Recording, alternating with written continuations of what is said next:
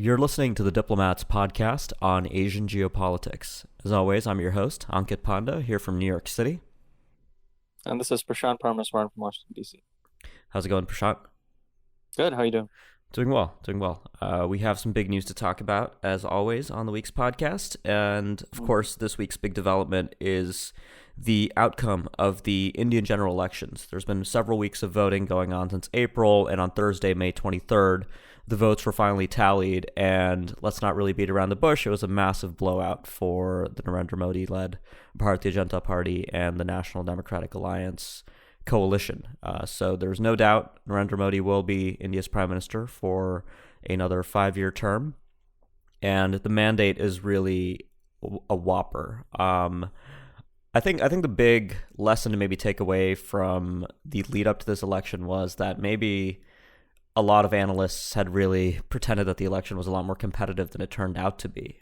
There were, of course, concerns about the government's economic record over the implementation of things like the goods and services tax and the disastrous 2016 decision to remove 86% of India's cash supply from circulation under the demonetization decision.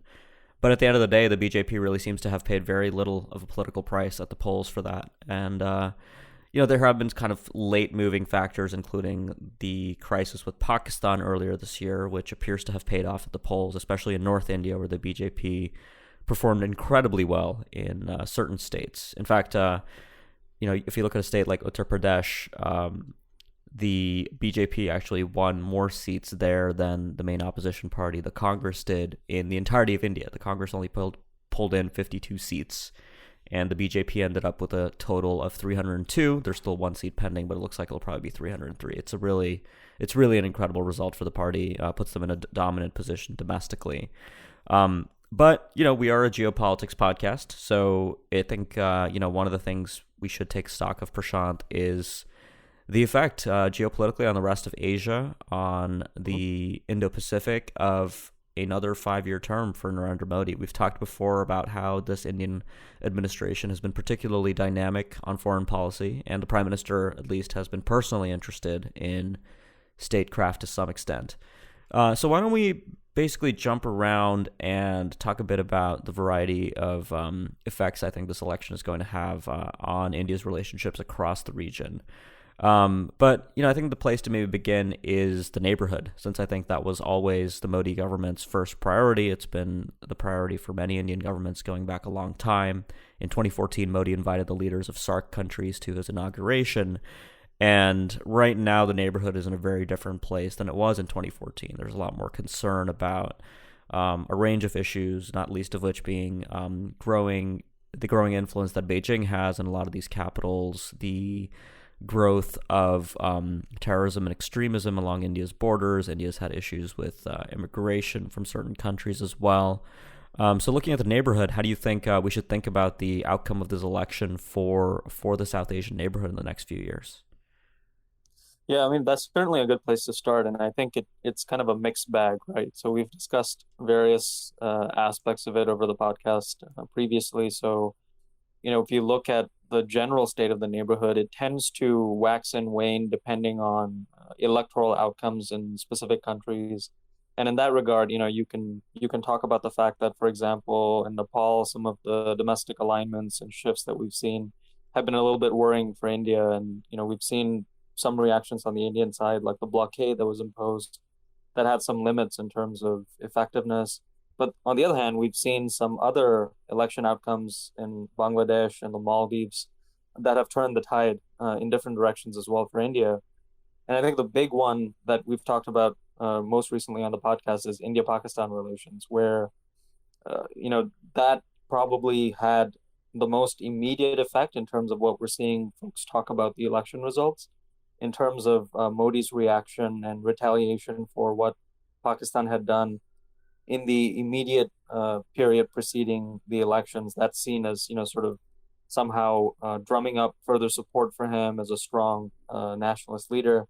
So it really is a mixed bag. Why that's important is because, as you said, India's control of the neighborhood is only one variable amidst a series of things that we've seen. One aspect of that is what the Chinese have been doing in terms of their own policy in the South Asian region.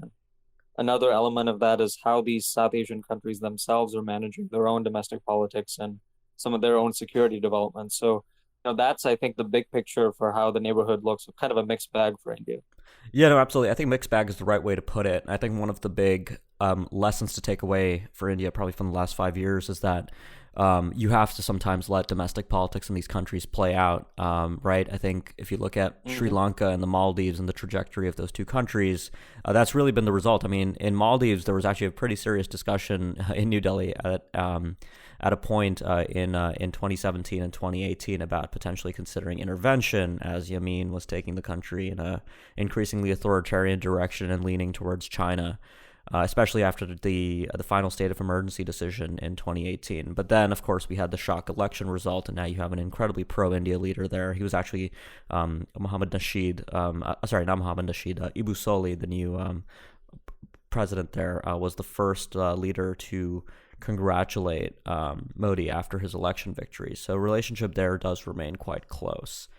Moving away from India's neighborhood a bit, I think the other big relationship that I think is going to undergo some interesting times sooner rather than later is going to be the Indian relationship with the United States. And President Donald Trump congratulated Modi on Twitter, and he said that there would be big things in store for the U.S.-India relationship under Modi.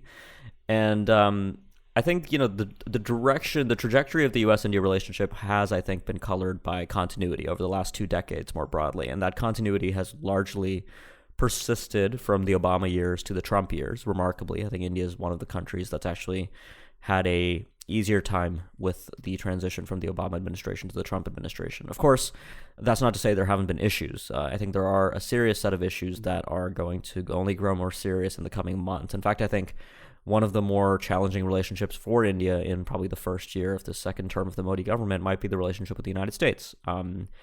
And some of the issues to think about include the trade issue, not only the effects of the broader U.S.-China trade war on India and on global markets, and on the availability of capital for foreign investors to put in places like India, but also the trade war has directly come to hit India in many ways, right? The withdrawal of GSP status for India, a preferential trade arrangement, continues to sting in New Delhi. It hasn't been elevated to the point where it's page one news on the U.S.-India agenda, but I think New Delhi is going to take this up more seriously and has been taking it up with the United States. And if there can be a reversal, that would obviously be really good news for India, but the United States seems to be really sticking to its guns here, because India is not the only country that's been hit by the GSP decision. It's been Turkey. This is kind of a broader part of the recalibration of how the United States trades with its partners and allies across the world. So trade's one issue. The other one is, I think, uncertainty in oil markets, potentially rising oil prices, especially if the United States keeps up its twin confrontations with Venezuela and Iran.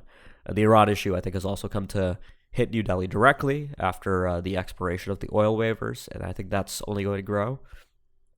The third issue, this is probably going to come to a head in 2020, is India taking a delivery of the Russian S-400 surface-to-air missile system that would likely trigger American sanctions under the Countering America's Adversaries Through Sanctions Act. And India's been confident, I think, at least many Indian analysts have been confident that New Delhi will be able to secure a waiver from Washington for that purchase, given the broader geopolitical importance of the U.S.-India relationship to the broader U.S.-Indo-Pacific strategy.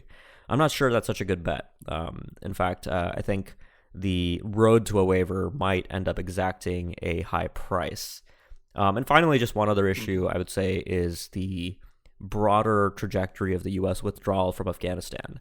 I think there's real concern in India that the withdrawal might happen too abruptly and too quickly without paying heed to India's interests, which is a stable government in Kabul, the current government, not certainly a return to the Taliban taking over Afghanistan. And the U.S. seems to be less concerned with that, more concerned with preventing the resurgence of al-Qaeda or international jihadist groups in Afghanistan more generally. So there is a divergence there. So those are just 4 issues that I see as challenging for the U.S.-India relationship in the coming years. That's not to say that there isn't still a strong cooperative basis for the two countries to continue their collaboration. Of course, we have a very strong defense relationship that continues to grow under the major defense partner status. But Prashant, I was wondering if you wanted to add anything to that assessment of where U.S.-India relations are likely to go. No, I'd agree with those specific issues. I would just add two more things. One is you're seeing, India now have to navigate a more contested environment where you have the combination of uncertainty about the U.S. role with Trump, as you mentioned, but then also, growing Chinese assertiveness and just greater influence in general in India's immediate neighborhood as well as globally more generally, and then now intensifying U.S.-China competition as well. So that sort of major power competition dynamic, really creates more anxieties and uncertainties about India and how it manages these two powers independently, and then also the U.S.-China competitive dynamic more generally. And then the other aspect of this, of course, is the fact that now Modi has re-election. 2020, we're going to shift to whether Trump gets reelected or whether we'll have to see whether a new administration will have to recalibrate the U.S.-India relationship more generally as well. So that's going to be kind of the shifting dynamic within the next year or two. And I think the broad issue and question for U.S.-India relations is, I mean, you're right? The general trajectory, we've talked about this on the podcast before, is U.S.-India relations being a sort of relationship where there has strategic convergence in the U.S.-India relationship is going to be balanced with respect to how both sides calibrate their domestic politics, and then also how they manage broader issues that go beyond U.S. and India. And you're right, in the U.S. Side, the big question there is going to be Middle East policy and how the United States actually manages these other sort of rogue regimes that can have effects on how it then treats India. Mm-hmm. Yeah, okay. Moving on, I did want to also talk briefly about the India-China relationship. I think, broadly speaking, I see the relationship with China in a second Modi term becoming more overtly confrontational. I think we've seen signs of that happening very slowly. I think confrontation is maybe the worst case scenario between the two countries. The best case for the India-China relationship, I think, is probably going to be heading towards a more transactional nature in general. I think we've seen a great degree of transactionalism between New Delhi and Beijing. I think a good example was this spring with the tussle over the designation of Jaish-e-Mohammed chief Masood Azhar at the United Nations. And I think we're going to continue to see that kind of a dynamic. There are obviously broad issues ranging from the border dispute between the two countries, which is no closer to seeing resolution, to more acute geopolitical issues, including the growing presence of the Chinese Navy in the Indian Ocean, China's growing infrastructure pursuits around India's neighborhood under the aegis of the Belt and Road Initiative, which New Delhi continues to protest despite its participation in institutions like the Asian Infrastructure Investment Bank.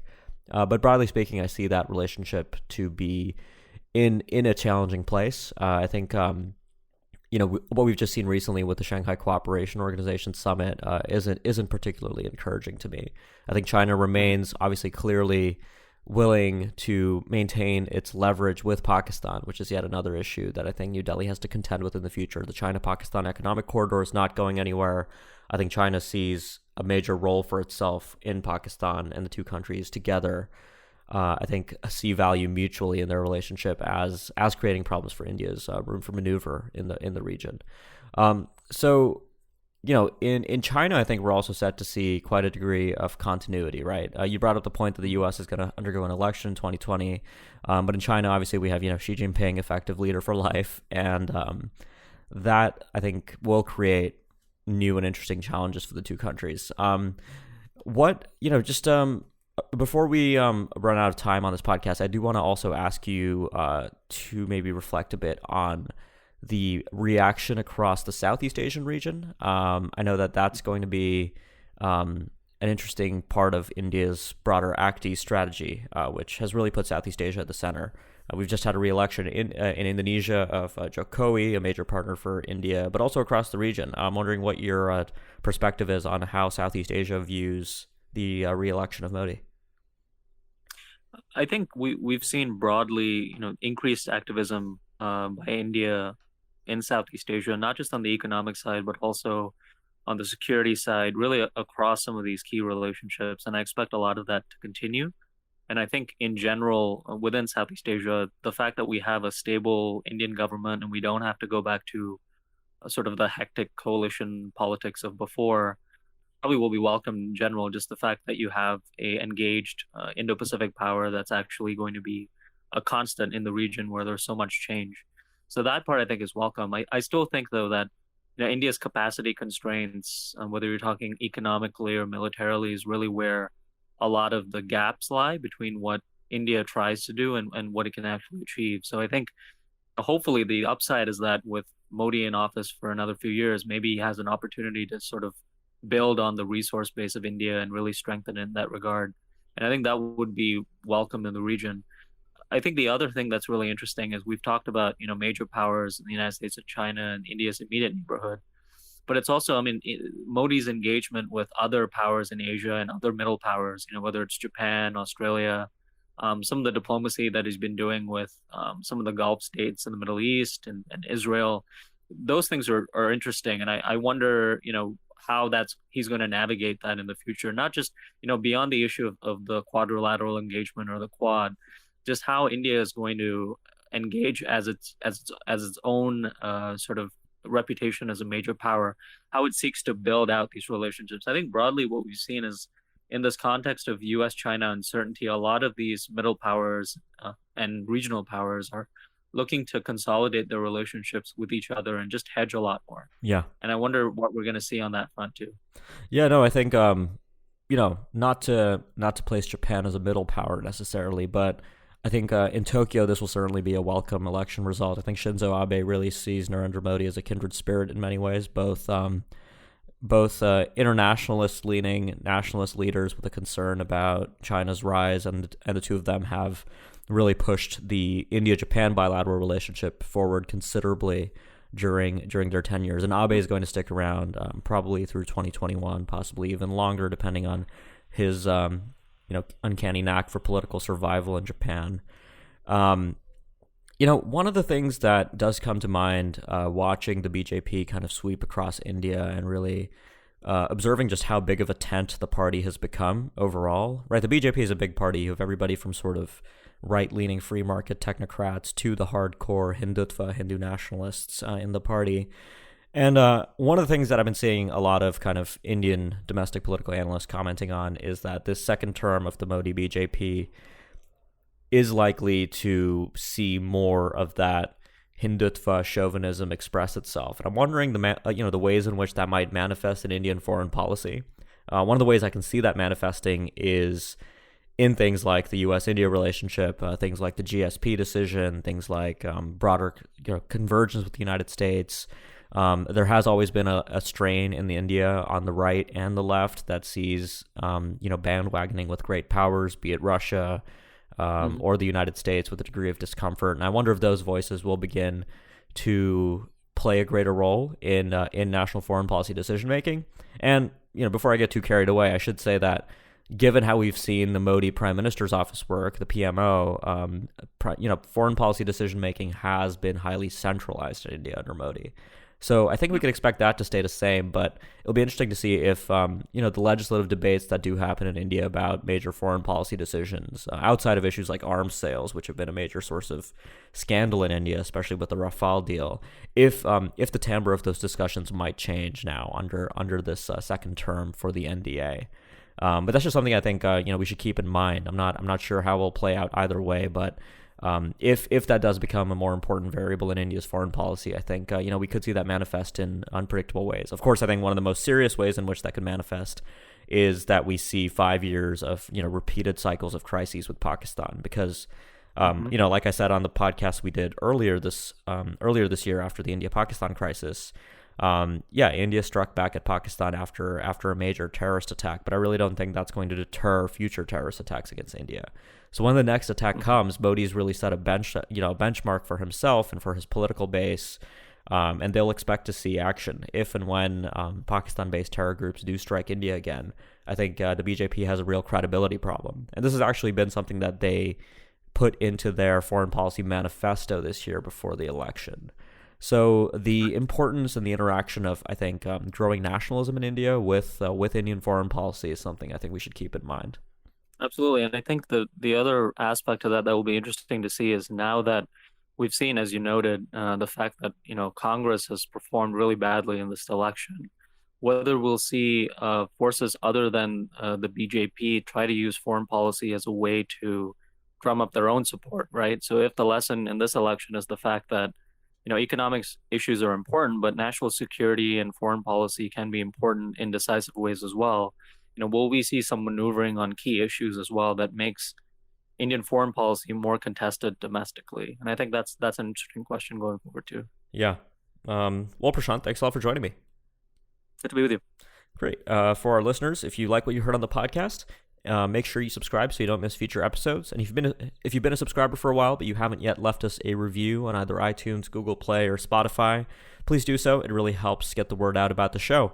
And if you have any suggestions for future episodes, please do reach out. I've gotten a few messages since the last podcast, and we do take those seriously. So thanks a lot for listening, and we'll be back next week with more.